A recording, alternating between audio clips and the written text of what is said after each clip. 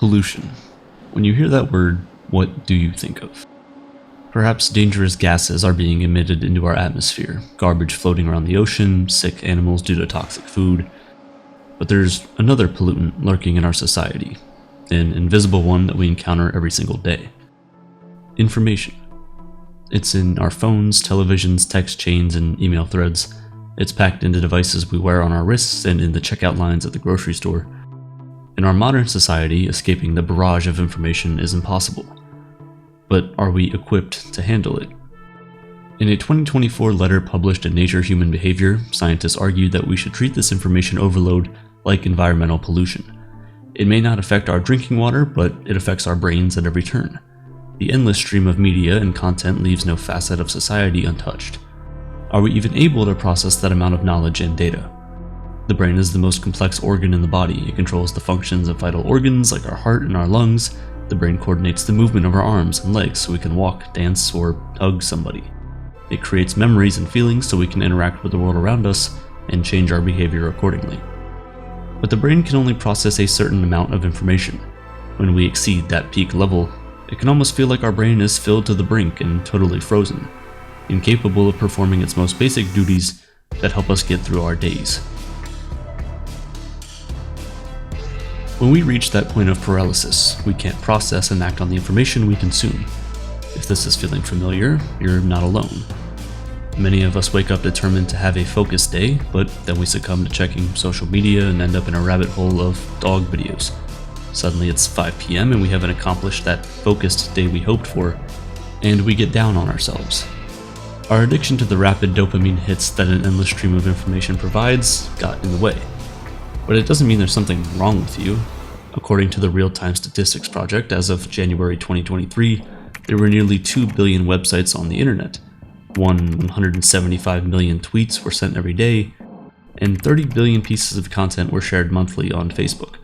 How is it possible to not get distracted by all that information? If we tried to process all the digital information available, it would be like watching hundreds of billions of movies. Now, of course, technology is useful. We can look up healthy recipes, determine if a headache is just a headache or something more problematic, work more efficiently, and stay connected with people we'd otherwise lose touch with. But because of modern technology, we're all slaves to the amount of information we can consume. There is the perfect answer to every question, we just have to find it. And if we don't, we feel like we're letting down ourselves, our boss, or our loved ones. The American Psychological Association sets out information overload as the state when the intensity of information exceeds an individual's processing capacity, leading to anxiety, poor decision-making, and other undesirable consequences. With the internet at our fingertips and various screens and social media channels to entertain us, we can access information anywhere we want in seconds. So reaching that capacity is pretty likely for most of us. Can you think of a time when you had to process so much information that you felt like your brain was going to explode? Maybe it was research for a work project, endless binging of a good TV show, or an unintentional deep dive into beekeeping on TikTok. It's a horrible feeling, and you probably didn't feel equipped to make great decisions after that cognitive overload. Perhaps your state of mind caused you to feel unsatisfied with yourself, unmotivated to talk to your friends, or negative about something in your life. Information overload can develop into frustration and detachment from reality as we're consumed by information we don't necessarily need to process. Information overload has drastic effects on our mental health, and scientists have taken note. In a 2022 meeting, scientists supported by a European Union grant for international collaboration met and compared information overload to other historical shifts in society. They concluded that it eroded emotional health, job performance, and satisfaction, and influenced the actions of individuals, groups, and whole communities. Ultimately, they called for more studies to discover the acute ways information overload takes over daily life and what comprehensive solutions on an individual and societal level might look like. There's different degrees of information overload. For example, at an individual level, one might try and get in shape and follow multiple fitness accounts. Before you know it, you've been fed 10 different diets and 20 different fitness philosophies and a whole lot of bodies that don't really look anything like yours. On a group level, a team at a company might be working to solve a problem. They start digging into the causes and effects of the problem they're working on. By the end of the workday, they'd consumed a lot of information that could impact the report, but they reached no solid conclusion because all of the information they looked up contradicted each other. Furthermore, when overloaded with information, our individual and group interactions can impact our larger society and community. More information overload today comes from digital overload. Digital technology plays an important and necessary role in our daily lives. A 2022 report showed that, on average, US adults spend more than 13 hours a day using devices. Now, of course, our devices make life much easier, but they also present many problems. After excessive use of technology, we can feel anxious and stressed. When we try to process large amounts of information while multitasking, like looking at social media while watching a true crime documentary, more of the stress hormone cortisol is released. Additionally, that state of cognitive overload releases more adrenaline, and both cortisol and adrenaline are associated with the fight-or-flight response. It's overwhelming to feel the need to process every piece of information, and when our brains simply won't let us, we end up in an unstable mental state.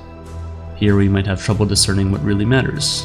When we're stirred into states of anxiety, confusion, tension, and restlessness, we make bad decisions. Why? Because every decision, no matter how small, requires a certain amount of energy.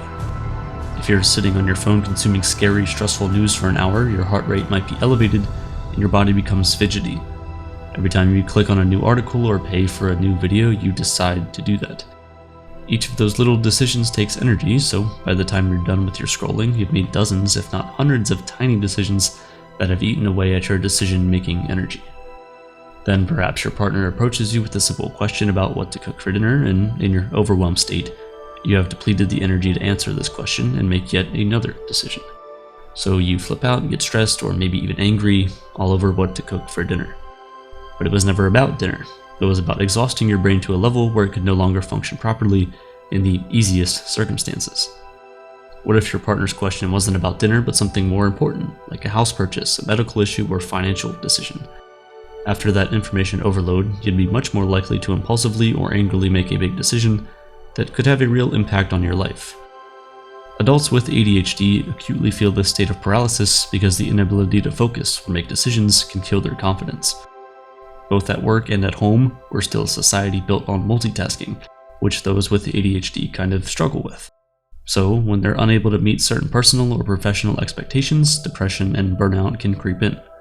These mental health complications can also arise when it comes to a lack of sleep. We've all had the experience of sitting in the bed in the dark, clicking on the latest vacation pictures of a person we kinda know, or watching a series of ASMR videos on YouTube. A few inches from our face, our phone screen emanates its dangerous blue light, and then we try to go to sleep, but we can't.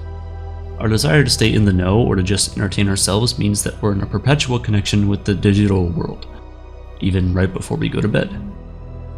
This endangers our sleep quality and duration. Constant interaction with screens and their blue light disturbs natural sleep rhythms and leaves us tired and mentally strained. Not to mention all of the information that ends up swirling around in our heads and keeping us awake. A disrupted sleep cycle impacts our physical health and can impair our mental abilities. Fatigue worsens stress, decreases our ability to regulate emotions, and impacts our moods. Eventually, we end up in a cycle of unrest, all because of information overload. Then in waking life, we can barely concentrate. A world with countless sources divides our attention and makes concentrating on singular tasks feel impossible. It impacts our ability to maintain focus on the things that are actually important because we're always preoccupied with something else. We have trained ourselves to be multitaskers, even when we don't need to be. This leads to a decreased sense of accomplishment because it takes us longer to complete whatever tasks we're trying to complete. Then we perceive ourselves as unworthy or incapable because we're not operating in the way that we used to or would like to. This fractured attention span restricts our intellectual capabilities, reducing efficiency and productivity and making even the most mundane tasks feel like a challenge. Think about a morning when you've woken up to a big news story. You check your phone, look at a news app, or scroll through the barrage of posts on social media and turn on the TV to learn more. All of this can happen in just 30 minutes, and then suddenly you realize you have to get dressed for work, walk the dog, and eat breakfast, and these otherwise easy and routine tasks feel almost impossible because you've spent so much energy consuming information about the news event. It's important to stay informed, but knowing the limits of our brain capacity when consuming information is key to keeping a steady flow of life. This kind of information binge can also impair our memory. Anthony Wagner, a Stanford professor of psychology, wrote a report summarizing findings around media multitasking and cognition.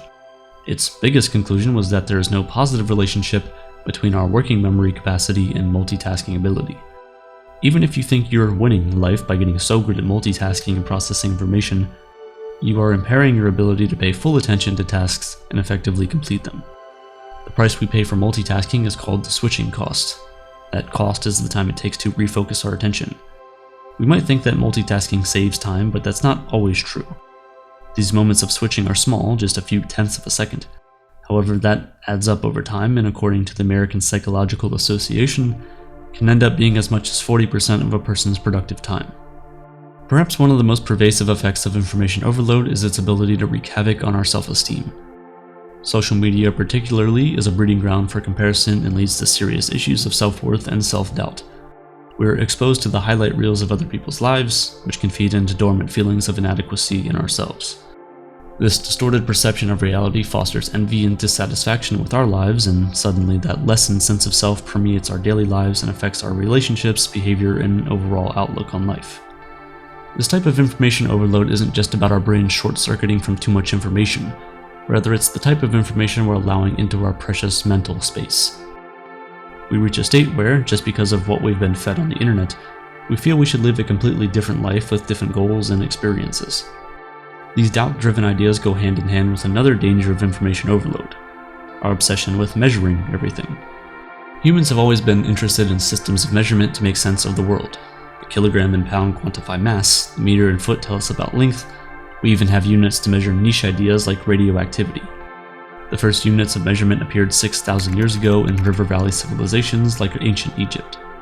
A unit called the cubit was equal to the length of a human arm from elbow to middle finger, and was used to measure the pyramids. The problem is that, as much as we have an innate desire to quantify things, it's impossible to measure feelings like ambition, imagination, friendship, or love. These ultimately are the things that are most important to us. Usually the workplace is governed by different metrics like time, productivity, efficiency, not other unquantifiable things like community and inspiration that can have a huge impact.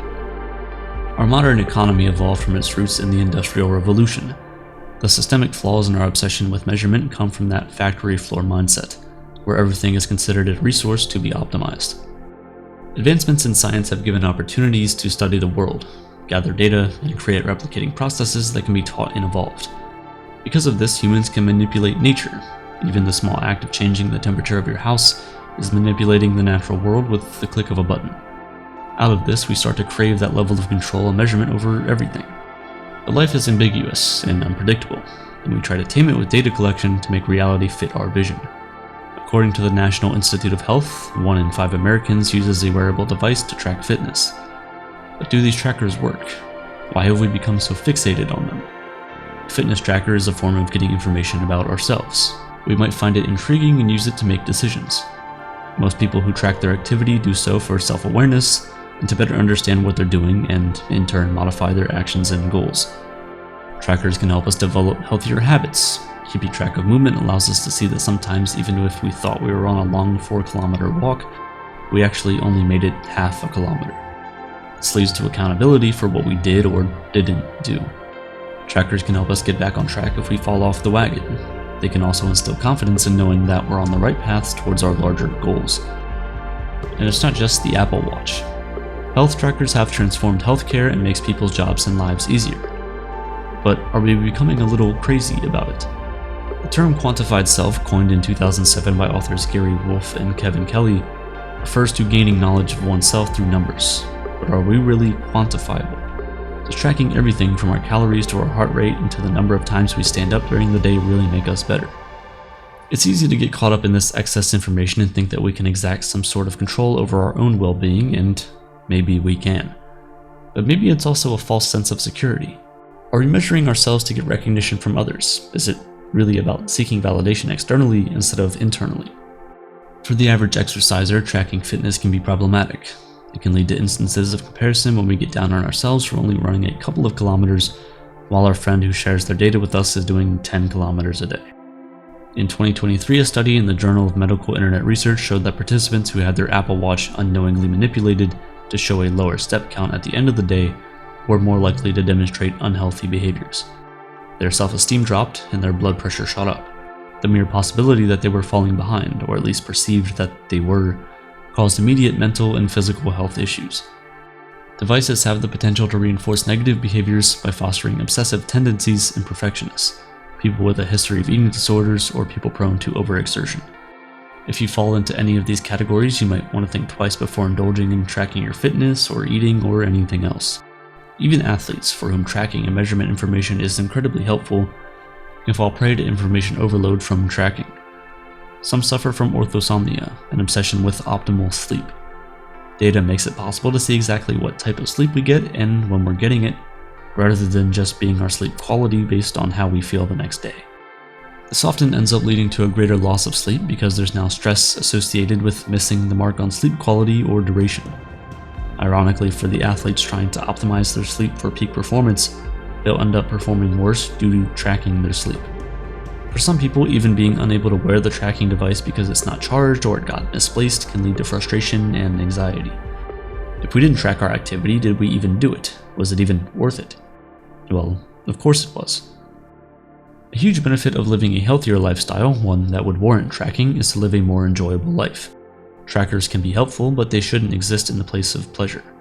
We can get more out of activity than just information. We can get mental health benefits, better relationships with our community or nature, and simply joy. A 2016 study from the Journal of Consumer Research showed that we're less likely to enjoy activities if it's being measured.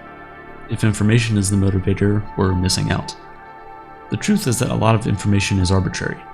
Take the classic 10,000 steps daily target. This has been widely labeled as the ideal target for activity and is built into fitness tracking apps and programs. It's presented with authority, and we'd assume it came from years and years of research. However, the origins of the 10,000 target is actually from a 1965 Japanese marketing campaign promoting a new gadget, a digital pedometer. It needed a snappy name, and the decision was made to call it the Manpoke, the 10,000 steps meter, because the Japanese character for 10,000 looks like a figure striding forward. There wasn't any science involved, it was just a visual pun. And even though 10,000 steps is arbitrary, it can be useful. Actual research has shown that people who pursue the 10,000 step goal have fewer signs of depression, stress, and anxiety. Ultimately, when you decide to track your life, you're gaining accountability, but possibly setting yourself up for information overload. Whether it's the right option for you is completely dependent on your individual tendencies. The flip side of information overload lies on the digital divide, which is the divide between those with high-speed internet access and those without it. Internet is a critical aspect of modern life. It's the gateway for public services, education, and economic opportunity. In the US alone, more than 40 million people lack adequate broadband access. Around 11 million citizens in the EU have the same problem. And research conducted by Visa in 2020 suggests that lack of access to the internet is an even more acute issue in developing countries. For example, in South Africa and India, as many as 70% of people struggle to get online. The divide exists across socioeconomic status, geographic location, age, and education level. For those with access and knowledge, the digital world offers immense opportunities in education, networking, and business. Without access, people are at a disadvantage, missing out on opportunities in crucial areas of life like the job market and healthcare. But the problem isn't just geographical or economic, it's generational. Older populations are often at a disadvantage as they attempt to keep up with the fast-paced evolution of technology. The digital divide also creates barriers to e-learning. Students without reliable internet access or devices are at a disadvantage. These growing disparities in educational outcomes widen the academic achievement gap between socioeconomic and geographic groups.